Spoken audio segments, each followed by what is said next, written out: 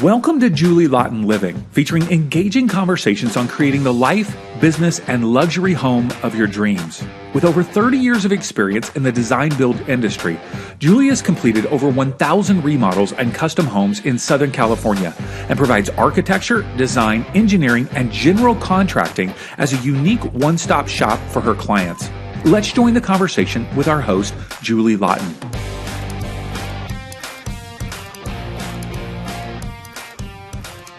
Welcome back, everyone. This is Julie Laughton. I'm at julielaughtonliving.com, where my podcast airs every week, and we're discussing fun topics about what it's like to be in the design build industry and telling my stories.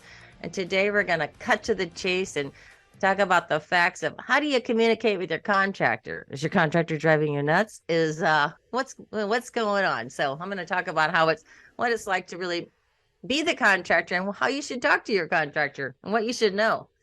Yeah. So, Julie, I think the first thing that I'm interested in is how do you establish clear communication channels and expectations with clients from the very beginning of a project? Well, I think I've become a master of explaining in advance. I have the 7 simple steps, which explains the entire process from conception to completion. The entire birthing of a project is detailed out.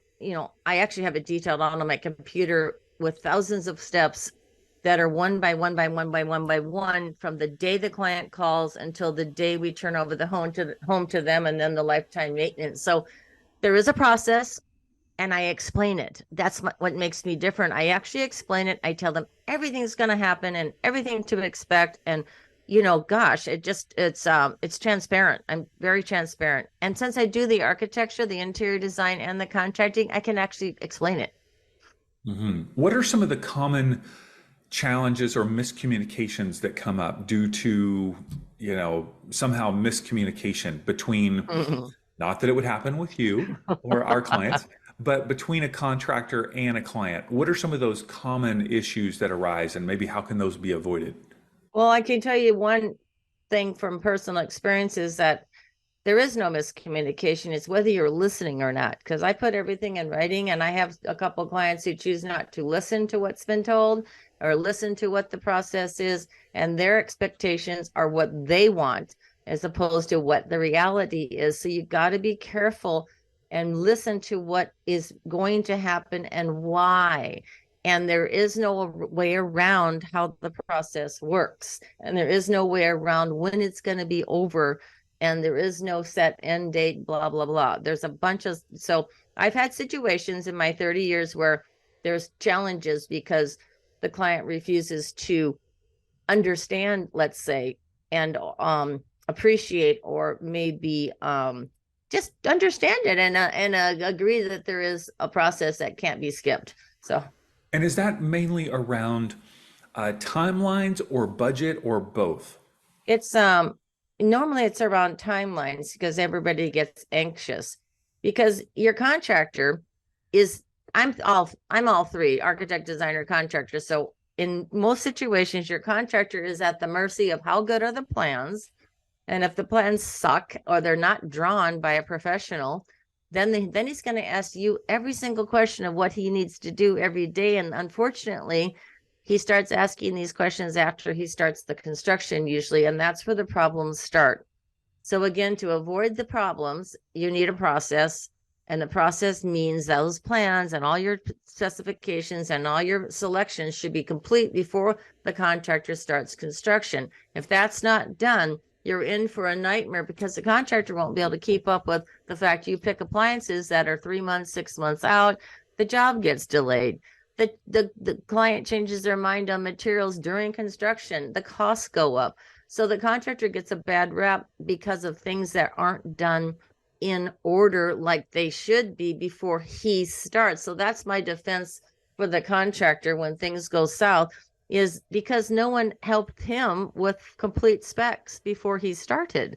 So that's why problems happen, just so you know. Mm-hmm. Why do you keep saying he when referring to the general contractor? Oh, that's right. Darn it. Because there's only me out there. No, there's a couple of other women that do what I do. So kudos to you if you're listening. bravo, but the average contractor's a guy. Okay, so in the midst of all the plans and the communication back and forth, there's a lot of terminology that is specific to the construction industry, technical terminology that clients are probably not familiar with. How do you personally effectively communicate those technical details and concepts to a client along the way? Well, it's like in construction, we're talking another language amongst ourselves, and the client cannot keep up. So I like to make it plain English, because even like I go to the doctor, or you go talk to a lawyer about something, and they start talking about all these high level things with funny words that you can't understand. Like, what? I just tell them, say that in English, would you? So I know how it is, because I just want to hear it in plain English, like the facts, like blah blah blah blah blah. That means 6 month delay. Blah blah blah blah blah. That means 100,000 more. Blah blah blah blah blah. That means we have to stop. I just get right to the chase, because I don't go around it. I go right to it. Mm-hmm. One huge aspect of effective communication is active listening. So, how do you ensure that you personally understand and address our clients' needs or concerns throughout the entire process from beginning to end? How do you do that? Well, I listen to what they're saying, and then I put it in writing and break it into bullet points and make sure this is what we're doing, right?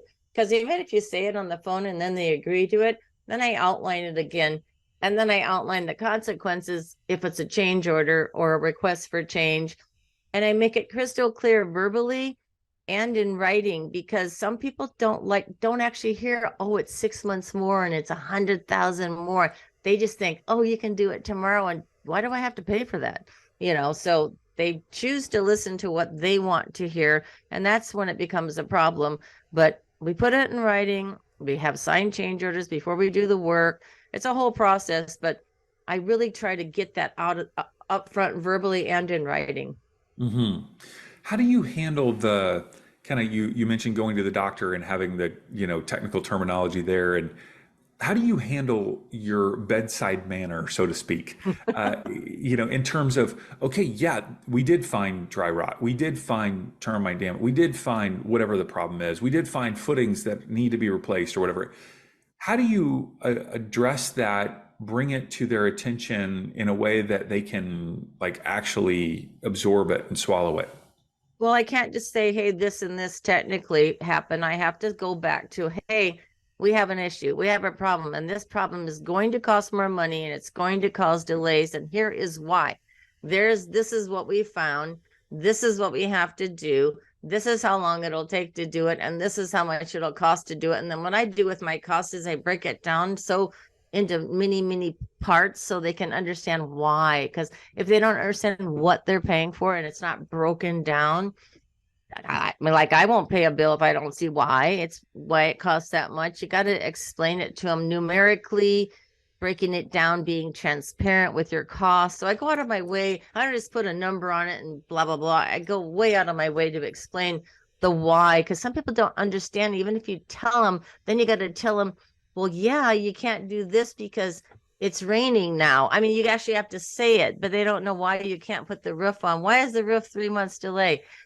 It's raining every day. I mean, there's some things you just have to be crystal clear about, because they don't get it, and because they don't see that the logistics because in construction, one little thing as a ripple effect it affects 1,000 other things. Mm-hmm. and they don't understand that, and that's a problem.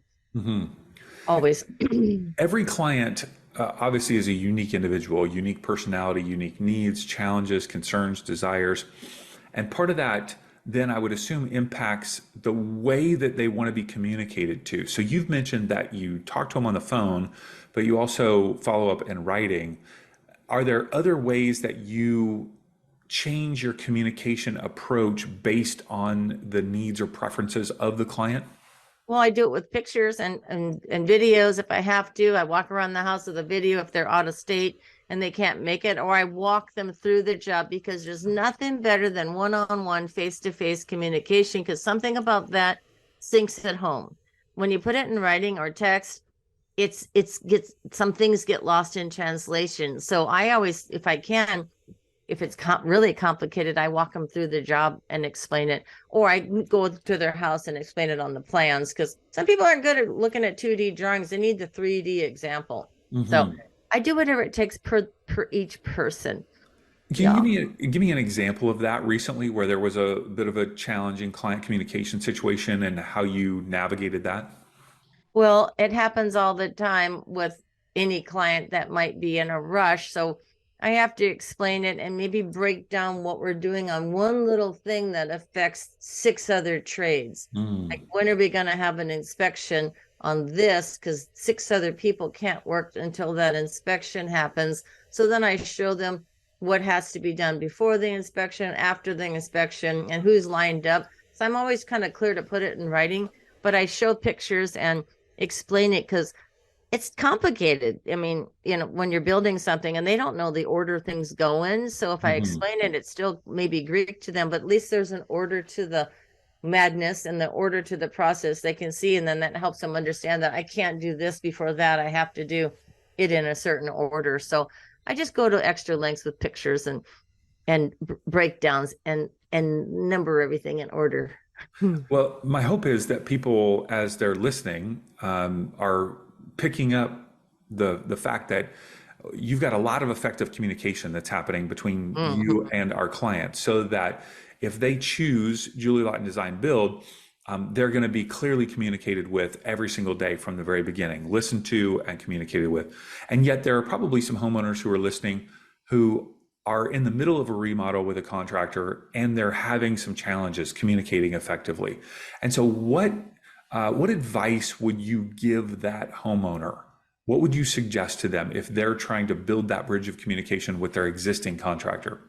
Well, everyone will hate me for saying this, but during my construction, I take pictures every day of what we're doing, and I have cameras running 24/7. So if you want to watch, you can watch us. But what it really starts out with clear communication is, I have a plan, I have a schedule. So if your architect's not done with the plans or they're not complete, you're during the waiting game, but he's not giving you email updates of what he's doing. 3-4 weeks go by and he's not talking to you. Your designer's involved and she's, taking forever to help you pick the sofa, whatever. But the construction's the same thing. There should be constant communication. So I have daily photographs and I do a written weekly update every Friday after the job starts. But before the job, it's weekly communication. Where are we at during the architectural, city submittal, and design phase? Because every week we're doing something. So the client should know what you're doing and why. And if there's a delay, they know why. But just because you're not talking to them doesn't mean you're not doing something. But if you're not talking to them, you might not be doing something. And so that's the problem. So the suggestion to homeowners is, have your architect, your designer, and your contractor give you a weekly update of where they're at. I do daily pictures, and some clients don't want to see them every day because there's too many emails, but they're there. So my out-of-town clients get a daily report from me because they can't come over. But my suggestion is, what's the plan? What's the schedule? Where are you at? And communicate every week. But if it's urgent and there's attentions are high, I would suggest communicating every day. Awesome. Until it gets smoothed out and you understand, because then they're actually doing something and what their struggles are, because the delays are usually because of the city or some other, or weather or something. But if it's not, then you know what's going on, and then you can help them correct it or fire them. All right. Hey, and of course, Julie Laughton Design Build is always available to come along and give you assistance. So you're always welcome to reach out at julielaughton.com. And if you'd like to listen to previous episodes, check out julielaughtonliving.com or any of your favorite podcast apps. All of our episodes are there. And follow on social media: Twitter, Facebook, Instagram, LinkedIn, TikTok. All those places have behind the scenes videos of Julie with employees, showing what's going on behind the scenes, just like she talked about, so that you can see her in action. So it's great to be with you again, Julie. Thanks, David, and thank you everyone for listening, and I'll see you on the next one.